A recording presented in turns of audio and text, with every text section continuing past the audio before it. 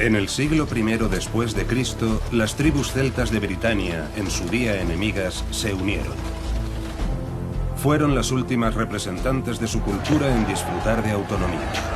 La victoria de Julio César sobre Vercingétorix, unos 100 años antes, había puesto fin al dominio celta de la Europa continental. Solo al otro lado del Canal de la Mancha seguían los celtas viviendo en libertad y de acuerdo con sus tradiciones ancestrales. Los descubrimientos arqueológicos atestiguan la destreza de sus artesanos. Pero también unos rituales que nos resultan crueles y despiadados. El modo de vida de los celtas corría peligro. Los romanos se disponían a conquistar los últimos reinos bajo su dominio. Sin embargo, los invasores encontraron resistencia en un contrincante inesperado, una mujer, la reina Boudica.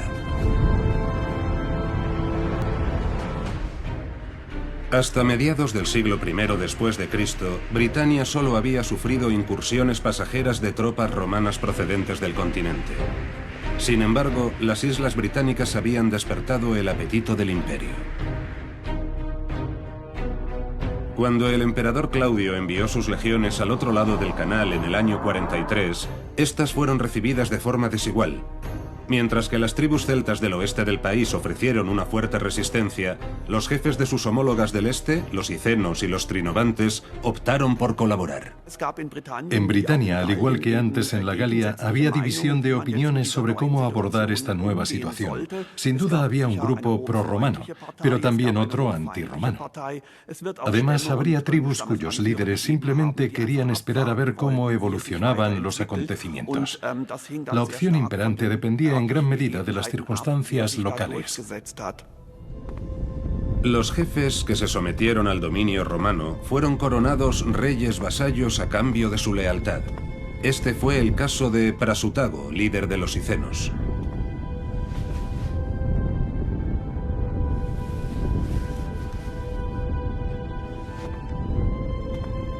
A su muerte en el año 60, Prasutago dejó la mitad de su reino a sus dos hijas engendradas con su reina Boudica. Sin embargo, la otra mitad la legó al emperador romano.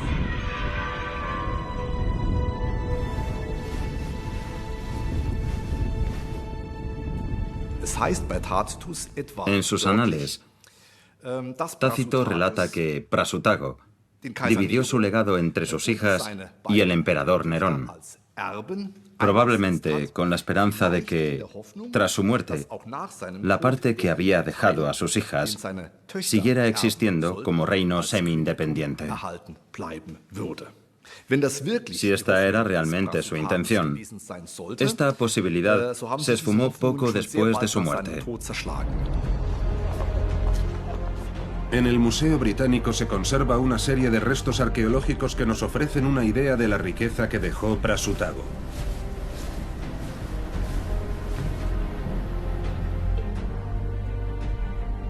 Los icenos habitaban la zona en torno al actual Norwich y mantenían una estrecha relación con las tribus celtas del continente.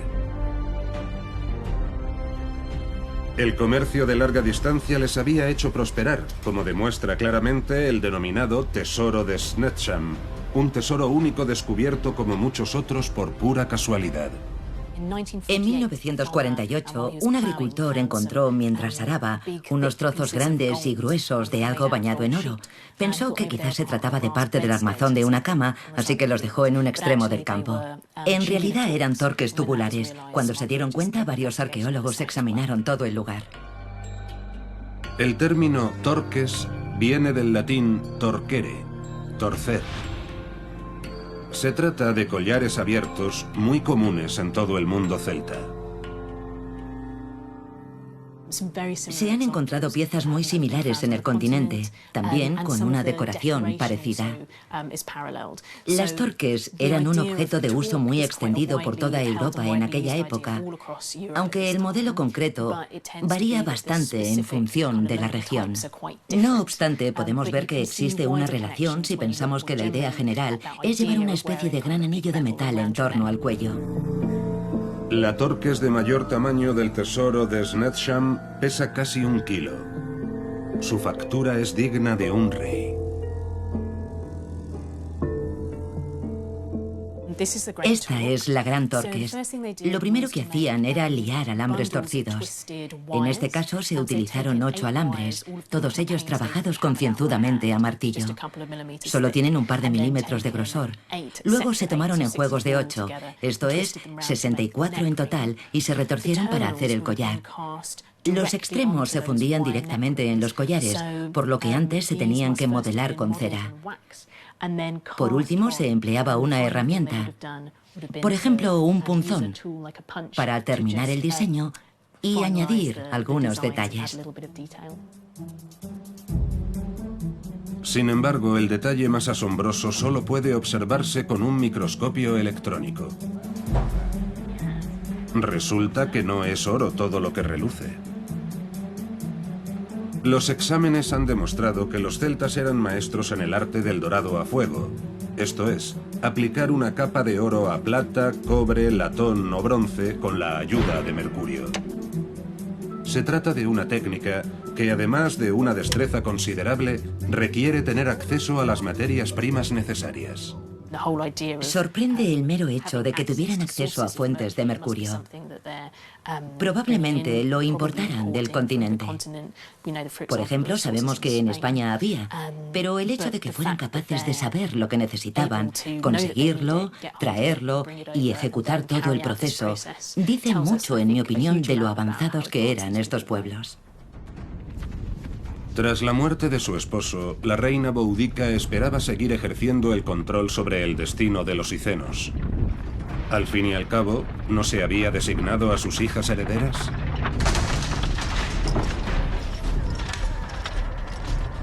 Esto va contra la ley. La ley es Roma. Salid de mi casa. Sin embargo, los romanos no veían por qué tenían que respetar el testamento de un rey muerto. Era él quien había sido su vasallo, no su esposa ni sus hijas. Hoy en día sigue siendo un misterio qué llevó al procónsul romano a actuar de esa forma.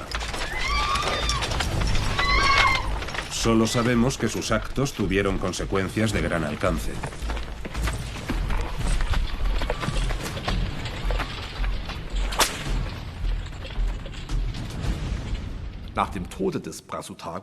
Tras la muerte de Prasutago, los romanos se hicieron con todo su reino y lo pusieron bajo su dominio. Un hecho que recibió duras críticas, incluso por parte del historiador romano Tácito, que relata que las unidades romanas arrasaron la tierra de los icenos y que los esclavos destruyeron el palacio real. Lo que es peor, los soldados romanos azotaron a la reina y violaron a sus hijas.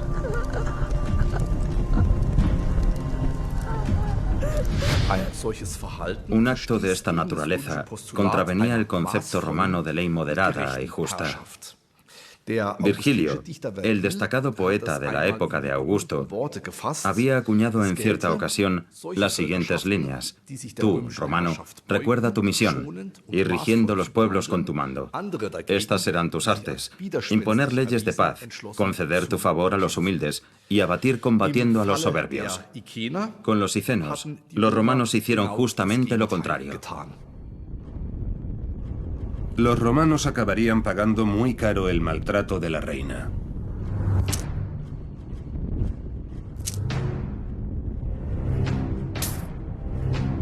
Puesto que, en lugar de rendirse a su destino, Boudica clamó venganza.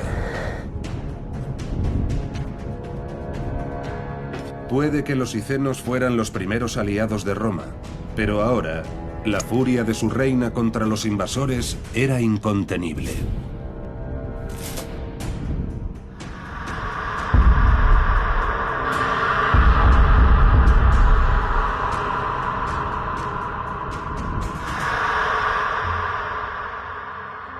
Es posible que Boudica sea la víctima más conocida de la política de ocupación romana, pero desde luego no fue la única. Camulodunum, la actual ciudad de Colchester, se convirtió en otro foco de resistencia. La zona del entorno era el hogar de los Trinovantes, los vecinos al sur de los Icenos. Cuando los romanos pusieron pie en las islas británicas, supusieron por error que Camulodunum era la capital de todo el país. Por ese motivo, decidieron convertirla en modelo de su administración colonial. Un edificio en particular sería la demostración del poder recién establecido. El templo de Claudio era el centro de la religión imperial en Gran Bretaña. Podría equipararse en la actualidad a la Catedral de Canterbury. Este templo, en el que los sacerdotes rendían culto al espíritu del deificado emperador Claudio, era en gran medida un símbolo de la ocupación romana de Gran Bretaña. Y debido a que era completamente foráneo y estaba tan estrechamente vinculado a los conquistadores romanos, contaba con el total rechazo de la población local. El odiado templo ocupaba el emplazamiento en el que en la actualidad se levanta el castillo de Colchester. Esta fortaleza normanda se asienta sobre los cimientos del edificio romano.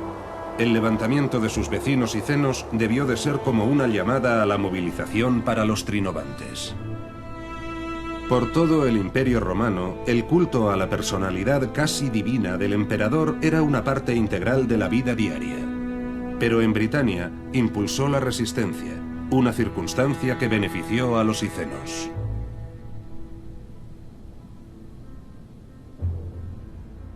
Al desplazarse hacia el sur, aquí en Essex, recibieron el apoyo de los trinovantes, quienes sentían un gran resentimiento hacia sus amos romanos por haberles obligado a construir el templo de Claudio.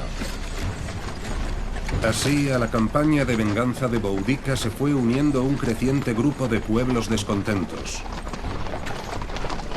Juntos marcharon sobre Camulodunum, el centro de la administración romana, con su templo como símbolo máximo de opresión.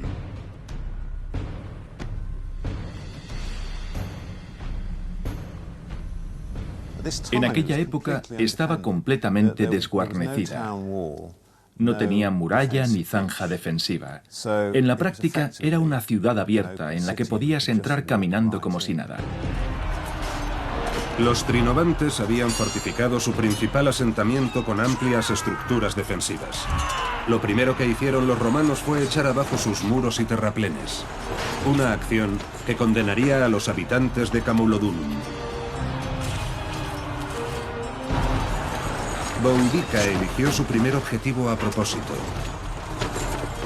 Era el lugar de Britania donde más veteranos de las legiones romanas se habían establecido y habían formado una familia. Con su ofensiva sobre Camulodunum, Boudica golpeó el corazón mismo de la colonia romana. Sus habitantes trataron de salvar tantas posesiones como les fue posible.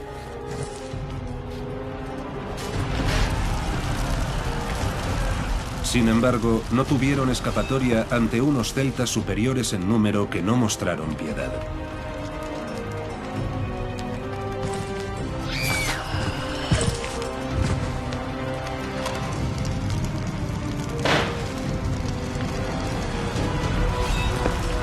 Y el saqueo de Camulodunum fue solo el principio.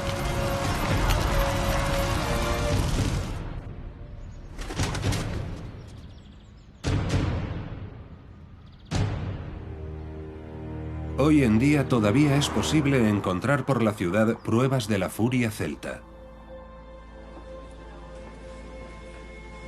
Muchos de los edificios actuales se elevan unas pocas capas por encima de sus predecesores. En el sótano del George Hotel, la devastación provocada por los rebeldes todavía es apreciable a simple vista.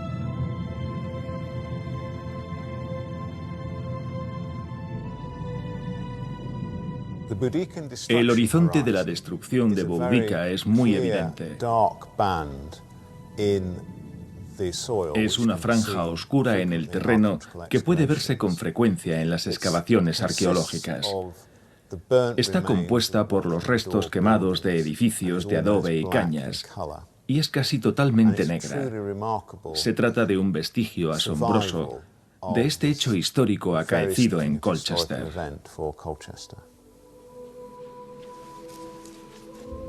La franja de destrucción proporciona a los arqueólogos una información asombrosa sobre la vida doméstica de los colonos romanos. Entre los restos se han conservado abundantes artefactos, recordatorios elocuentes de la noche en la que se vino abajo el mundo de sus propietarios.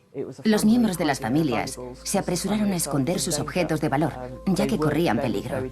No están enterrados a gran profundidad ni de forma cuidadosa, lo que sugiere prisa y pánico. Durante casi 2000 años, el tesoro permaneció donde se había ocultado sin que nadie lo tocara. Hasta 2014, cuando se descubrió bajo un edificio de la actual High Street. El hallazgo representa las posesiones terrenales de un excombatiente romano y su familia. Sus propietarios no sobrevivieron a la masacre. Junto al tesoro se encontraron partes de un esqueleto humano. Normalmente, cuando los arqueólogos encuentran material asociado a la destrucción de Boudica, no suele haber muchos restos humanos. El motivo es que, cuando los romanos reconquistaron la ciudad, cuando volvieron, hicieron limpieza y enterraron a sus muertos, o lo que quedaba de ellos. Las muestras óseas de Colchester revelan signos de muerte violenta. Fuentes romanas posteriores relatan que no hubo supervivientes.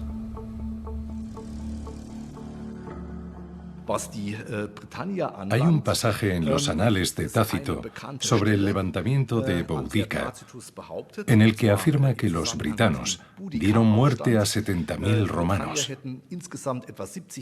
y se negaron a vender a los supervivientes como esclavos.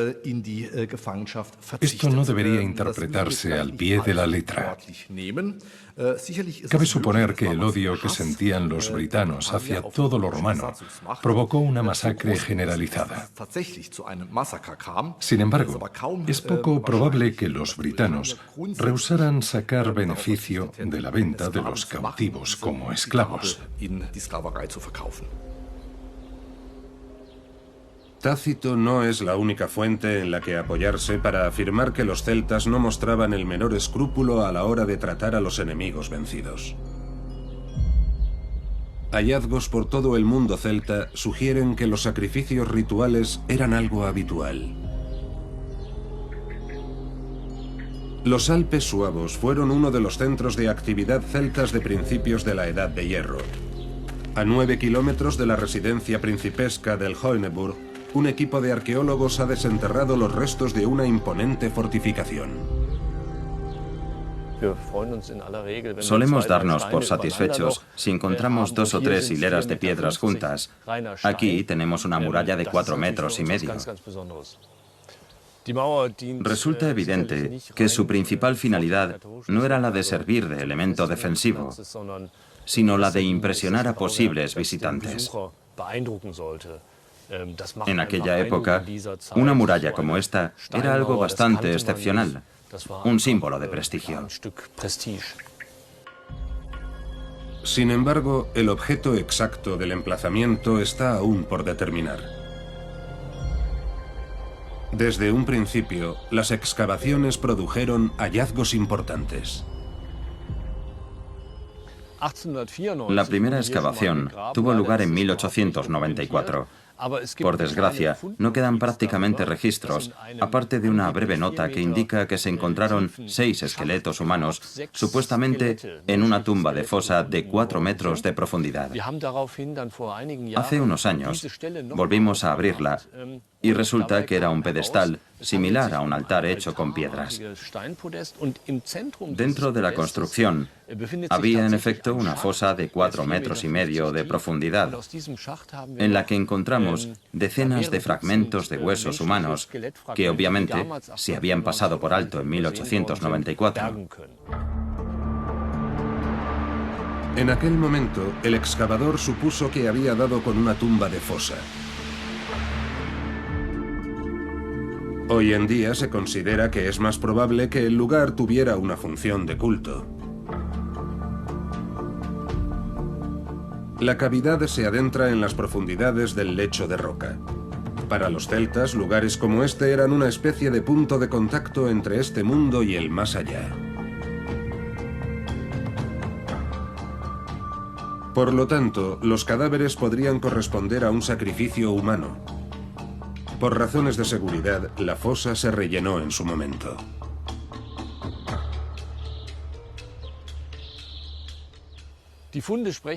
Los hallazgos sugieren que en el lugar no se realizaban actividades triviales. Todo apunta a rituales, a una especie de oficio funerario.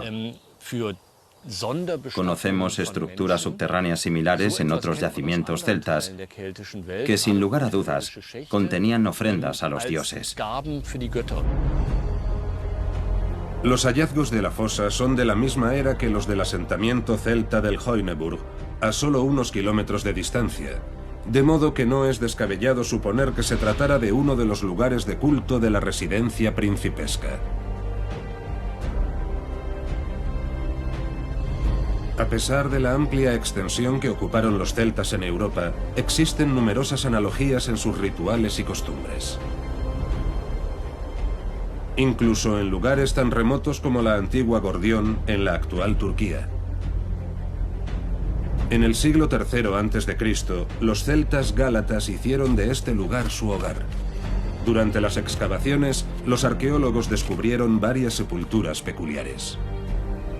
Según parece, los enterramientos se habían concebido con el objetivo de impedir que los muertos salieran de su tumba, mediante prácticas observadas en otras sepulturas celtas de Gran Bretaña y Europa Central. En la base de este túmulo podemos ver desde la distancia una zanja, en la que encontramos una especie de cementerio, diferente de los que solemos encontrar, en el sentido de que había un gran número de cuerpos, mezclados con otros de animales. Los humanos habían muerto de forma ritual. Tenían el cuello roto, lo que indica muerte por estrangulación o garrote, en lo que parece algún tipo de sacrificio ritual. Y no se limitaba a un sexo o edad en particular. Tenemos cuerpos de niños pequeños y de adultos en la cincuentena, tanto hombres como mujeres. Basándonos en la cerámica que encontramos en la zona y, por supuesto, en las monedas, podemos fecharlo en el periodo de la ocupación celta. Los huesos y los cráneos revelan un final violento.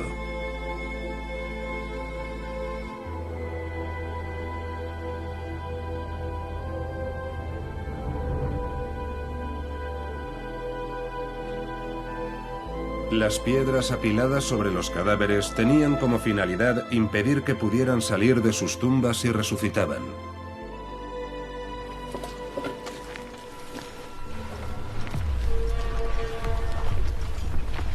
Sigue siendo una incógnita cómo trataron los celtas a sus enemigos romanos que sobrevivieron al levantamiento de Boudica. Lo que sí sabemos es que Boudica no dudó en llevar la antorcha de su levantamiento hacia el interior del territorio.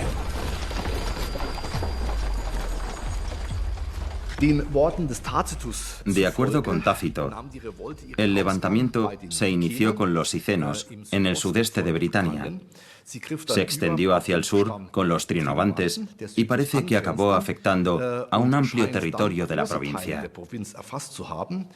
Tácito escribe: todas las tribus que recordaban su libertad anterior participaron en el levantamiento. Los romanos debían hacer frente a una avalancha cada vez mayor. Había dejado de ser una mera escaramuza regional, dado el creciente número de tribus implicadas. A Boudica se le empezaron a unir quienes previamente habían sido meros espectadores a la espera de la evolución de los acontecimientos. Esto ya no era uno de los pequeños levantamientos locales que solían producirse en determinadas partes del Imperio Romano. Los insurgentes marcharon hacia el sur, en dirección a la ciudad romana de Londinium.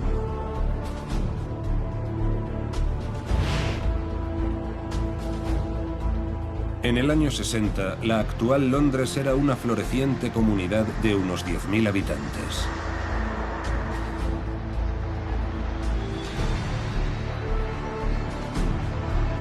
Debido a su localización estratégica a orillas del río Támesis,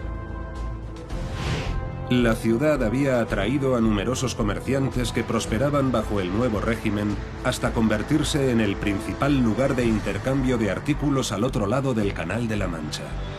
Nadie podía prever que acabaría convirtiéndose en el centro de un imperio que se extendería por todo el planeta. Mucho menos cuando los furiosos celtas se cernieron sobre la ciudad con intención de destruirla. Al igual que en Camulodunum, los habitantes romanos fueron masacrados y sus casas incendiadas. Londinium fue pasto de las llamas. Boudica y sus guerreros apenas encontraron resistencia, ya que la ciudad no estaba fortificada, por lo que pudieron saquearla a sus anchas, en gran medida porque las legiones del emperador habían partido hacia otra parte de la provincia.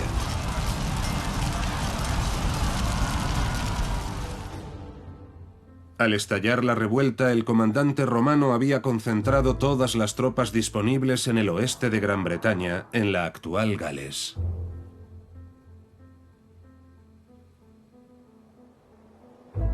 Esta región montañosa se había convertido en refugio seguro para quienes no estaban dispuestos a rendirse a la ocupación romana. El nuevo procónsul de Britania, Cayo Suetonio Paulino, había asumido el cargo en el año 58, decidido a sofocar esta última bolsa de resistencia celta y pacificar la provincia de una vez por todas. Entre sus principales objetivos estaban los druidas. En pocas palabras, los druidas eran los sacerdotes que custodiaban la religión celta. Su deber era llevar a cabo ritos y rituales, pero es probable que también participaran activamente en la impartición de justicia y que por tanto fueran responsables de mantener y perpetuar las normas culturales. Indicaban cómo dirigirse a los dioses, la forma adecuada de realizar ofrendas, las oraciones y los cánticos adecuados para cada ocasión. Cabe imaginar que todo esto era ámbito de los druidas. Sin embargo, los romanos estaban convencidos de que los druidas eran la columna vertebral de la resistencia celta. Su bastión era, de acuerdo con la inteligencia romana, la isla de Mona, la actual Anglesey, a la que un pequeño estuario separa del resto de Gales por el extremo noroeste. Paulino, el comandante romano, ordenó construir barcos en los que transportó a su infantería hasta la isla. Se dice que su caballería, los jinetes y los caballos, llegaron a la isla caminando por las aguas poco profundas o a nado. En batalla a campo abierto, el ejército más poderoso de aquellos tiempos era prácticamente invencible. Sus legionarios no tenían miedo a combatir, pero sí a los rituales celtas y a los hombres que los llevaban a cabo, los druidas.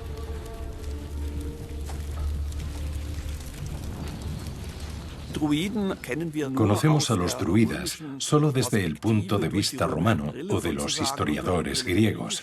No existen fuentes celtas precristianas que hablen de ellos. Ni siquiera en términos arqueológicos existe algo realmente sustancial que podamos atribuir a los druidas con una certeza razonable.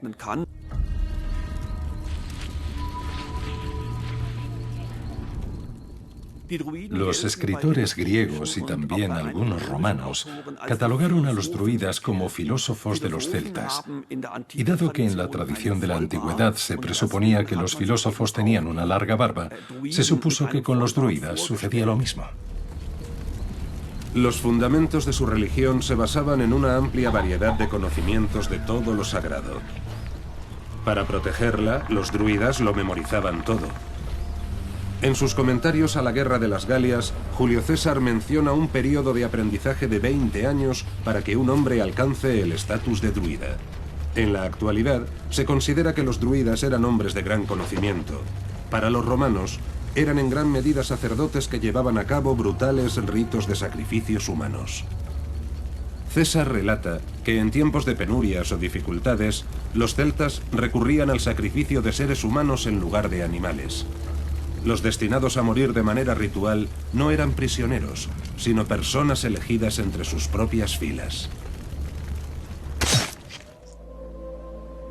Este es el condado de Meath, en la República de Irlanda.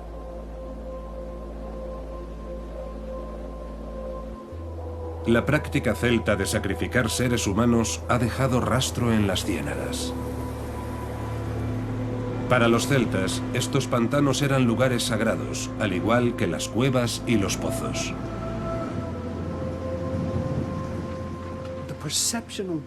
Las ciénagas se consideraban una entrada al otro mundo.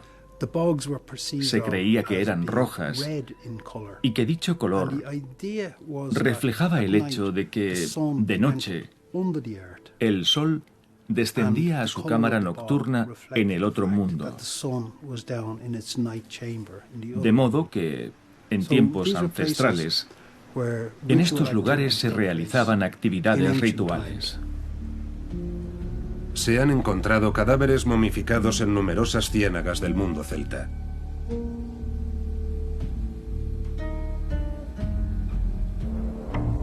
En la mayoría de los casos su estado de conservación es excelente. Incluso después de miles de años, estos cuerpos muestran claros signos de manipulación mientras todavía estaban vivos.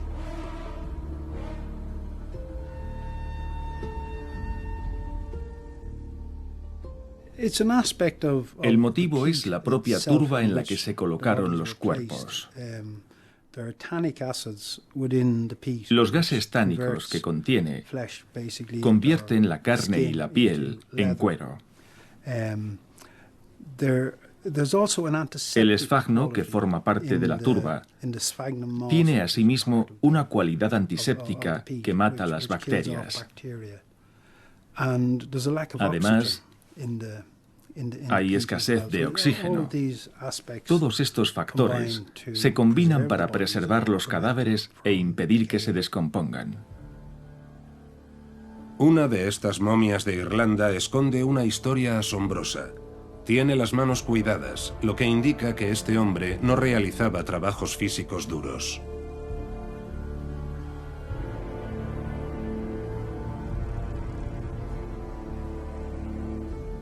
Las incisiones revelan que tanto la cabeza como la parte inferior del cuerpo se amputaron deliberadamente del torso. El brazo izquierdo está adornado con una correa de cuero trenzada. Por lo demás, no había restos de prendas.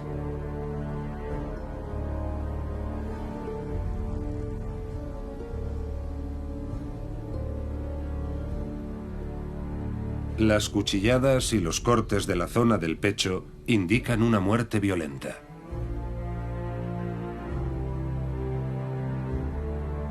¿Sufrió este hombre el mismo destino que el hombre de Clonycavan, que debe su nombre al lugar en el que se encontró? Murió debido a varios golpes violentos en la cabeza.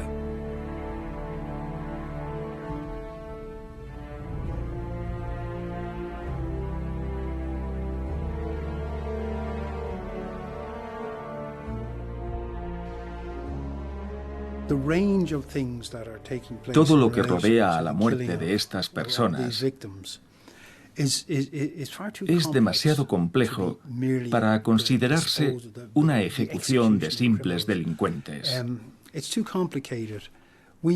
Sabemos que a los delincuentes se les cogía y se les ahorcaba. Eso es lo que vendrían a sugerir las referencias de las fuentes más antiguas. Simplemente cogían al delincuente, lo ahorcaban y lo enterraban. Sin embargo, la mayoría de las momias de los pantanos muestran signos de heridas múltiples. Casi siempre salen a la luz debido a la extracción de turba para uso comercial, un proceso que a menudo provoca graves mutilaciones en los cadáveres, tal y como sucedió en diciembre de 2012, cuando se extrajo de una ciénaga al hombre de Moydrum. Aunque solo parte de su cuerpo se ha conservado intacto, en los intestinos albergaba algo sensacional.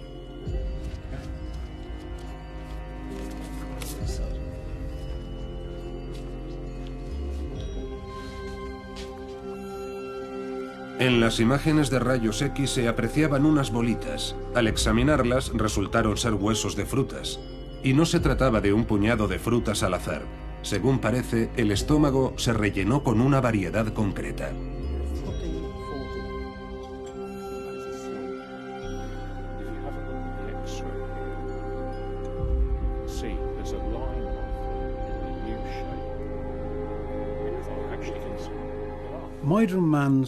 El estómago del hombre de Moidrum contenía del orden de 300 endrinas. La endrina es el fruto del endrino y madura entre finales de octubre y principios de noviembre, precisamente la misma época en la que se celebra la festividad del Samhain, equivalente al actual Halloween.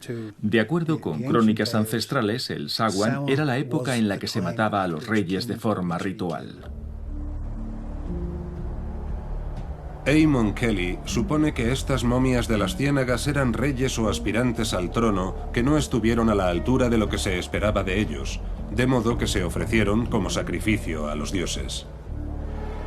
La ciénaga, como lugar de transición entre este mundo y el más allá, habría sido el sitio idóneo para realizar una ofrenda de este tipo.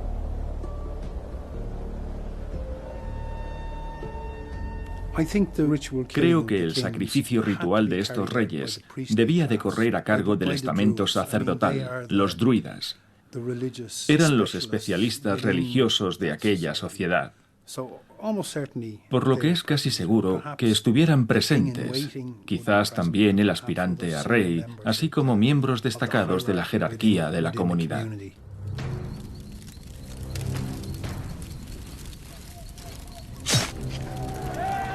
Los romanos estaban decididos a poner fin a estos rituales.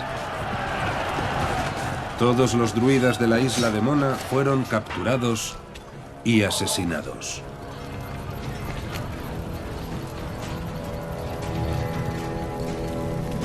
Paulino, el comandante romano, esperaba que la masacre fuera la piedra angular de su campaña para poner por fin a todos los celtas bajo el yugo de Roma.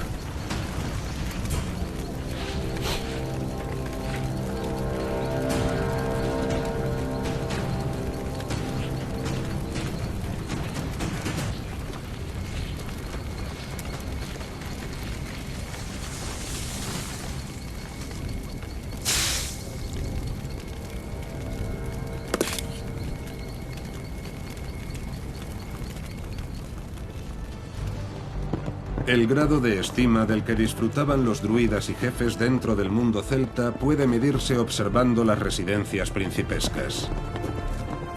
Una de ellas, el Glauberg, es la principal atracción turística de una región al nordeste de Frankfurt.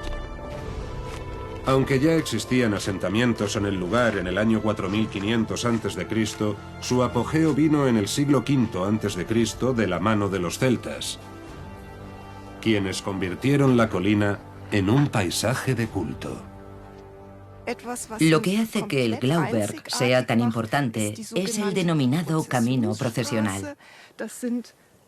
Consta de dos zanjas paralelas, cada una de 7 metros de ancho y 3 de profundidad. Entre ambas hay una especie de camino de 10 metros de ancho y unos 350 metros de largo que recorre el paisaje y corona un risco.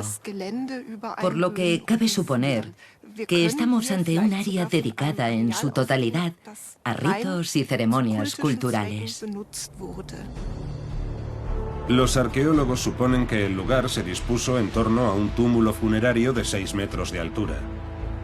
En 1994 los excavadores descubrieron dentro del túmulo la tumba de un personaje ilustre.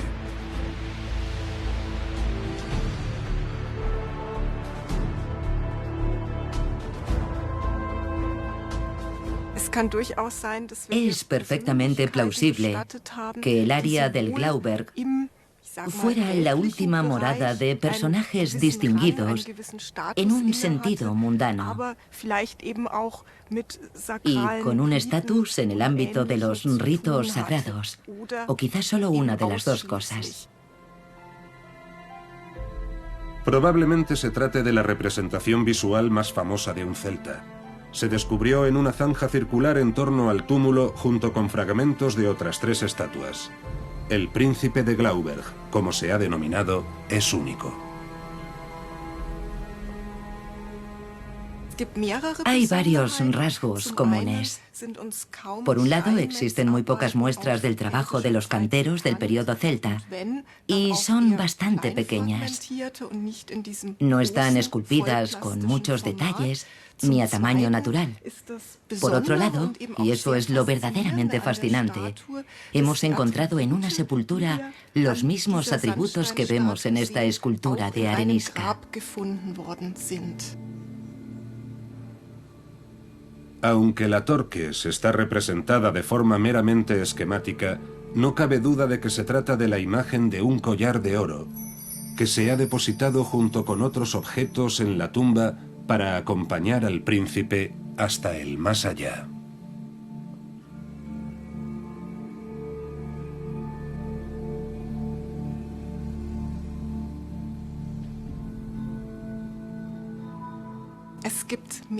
Hay varios conjuntos de ofrendas. Por un lado están lo que yo denominaría las joyas personales del fallecido. Un collar de oro, pendientes de oro, un anillo y varios brazaletes, uno de ellos de oro, y el resto de bronce. Después están los objetos relacionados con actividades marciales.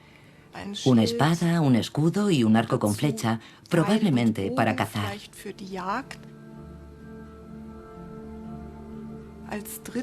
En tercer lugar, una preciosa jarra con vertedor en forma de pico, con restos de hidromiel fermentada en su interior.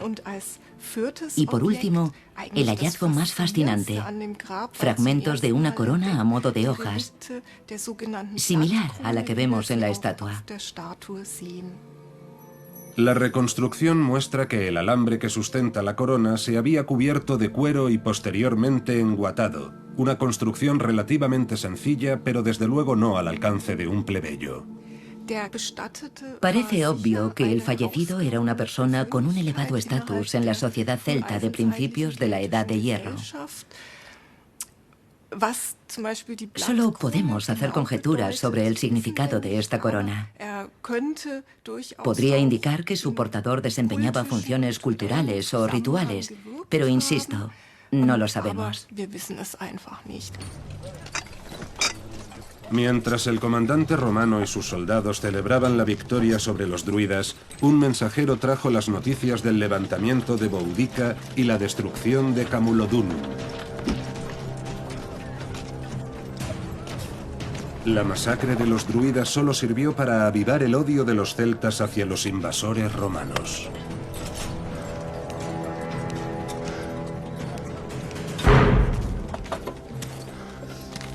Sin tiempo que perder, Paulino ordenó a sus legiones levantar de inmediato el campamento y marchar hacia el sur. Ya por entonces, una calzada romana conectaba Gales con el sur de Britania. En algún punto a lo largo de esta antigua autopista, ahora denominada Watling Street, ambos ejércitos se enfrentaron en la que sería la batalla decisiva. Sabemos lo que ocurrió en la batalla de Watling Street por dos escritores romanos, Tácito, el más famoso, y Dion Casio. Ninguno de los dos fue testigo presencial de lo que ocurrió. Ambos lo relataron décadas más tarde, por lo que lo hicieron desde una perspectiva eminentemente romana. Paulino era consciente de que sus hombres tenían ante sí una dura batalla.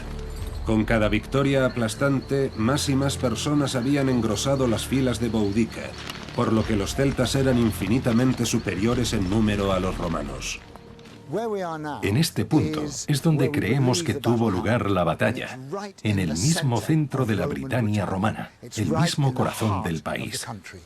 Boudica había saqueado Colchester, Londres y St. Albans, y se dirigía ahora al encuentro de Paulino, que había masacrado a los druidas de Mona, en el norte de Gales. Este es el lugar en el que se encontraron ambos ejércitos. Boudica debía confiar en su capacidad para aplastar a sus enemigos. Se sentía segura en su carro de guerra. Los carros de guerra de los celtas jugaron sin duda un papel decisivo en la batalla, aunque no el que esperaban. En Oriente se llevaban utilizando carros desde el segundo milenio antes de Cristo. Sin embargo, los romanos apenas los habían utilizado en combate. Julio César nos ofrece muchísima información sobre cómo se usaba el carro de guerra celta en combate. Es como si nunca hubiese visto uno antes. Parece sorprendido de que los britanos lo sigan utilizando. Sin embargo, resulta obvio que César quedó impresionado por su sencillo pero ingenioso diseño. Está muy bien diseñado. Parece sencillo. Tiene esta plataforma resistente y estos arcos que parecen haberse diseñado de forma aleatoria.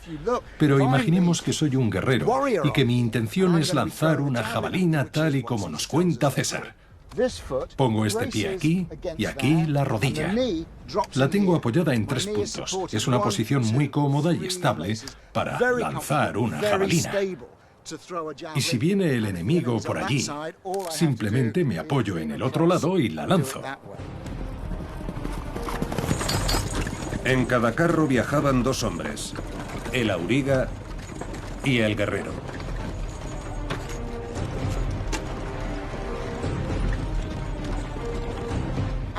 En el campo de batalla se utilizaba como una especie de taxi. El auriga llevaba al guerrero hasta el frente. Allí el guerrero saltaba y entraba en combate para hacer el trabajo sucio. Pero solo podía aguantar unos pocos minutos asestando espadazos con suficiente fuerza para amputar miembros o decapitar.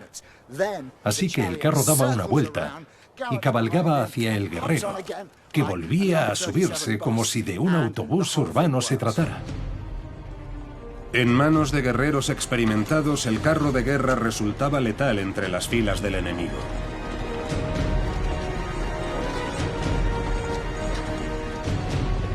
Sin embargo, solo era útil en superficies planas y abiertas.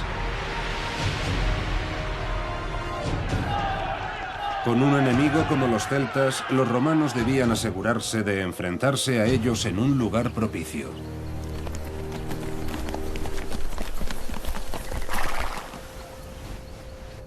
Antes de la batalla, Boudica se dirigió a los dioses para suplicar su favor.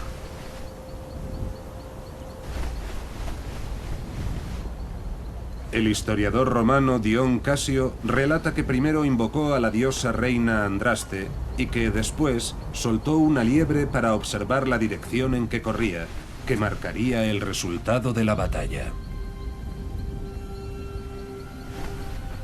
¡En formación! Pero los dioses no estaban de su lado. Los romanos obligaron a los celtas a combatir como eligieron.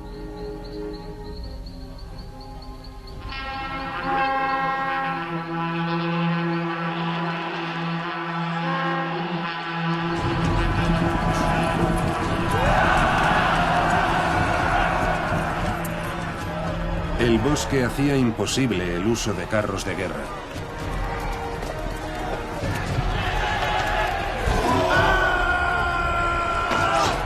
Los celtas tuvieron que prescindir de ellos y como resultado de cualquier posibilidad de retirada o incluso de huida.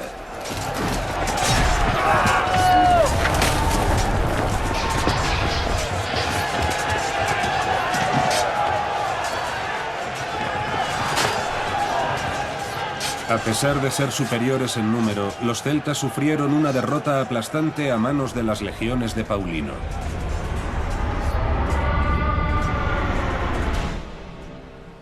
Boudica perdió ese día por diversas circunstancias. Ya fuese por el don de mando de Paulino, la fortuna de encontrar este terreno, o la mala decisión de los celtas al pensar que este era un lugar adecuado para una batalla campal. Boudica sobrevivió a la batalla.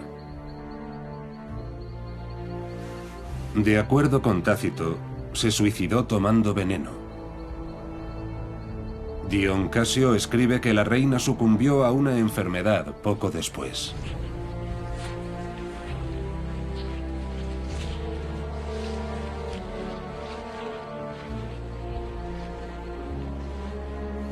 Sin embargo, una cosa es segura. su levantamiento fracasó. Fuesen cuales fuesen las razones, fue una derrota tan aplastante que Roma conquistó estas islas y las dominó durante 400 años. Como consecuencia, ahora vivimos en una estricta sociedad romana. Siguieron existiendo restos de la cultura celta en las zonas más inaccesibles del noroeste de Gran Bretaña, así como en Irlanda y en Bretaña, donde aún se conservan en la actualidad.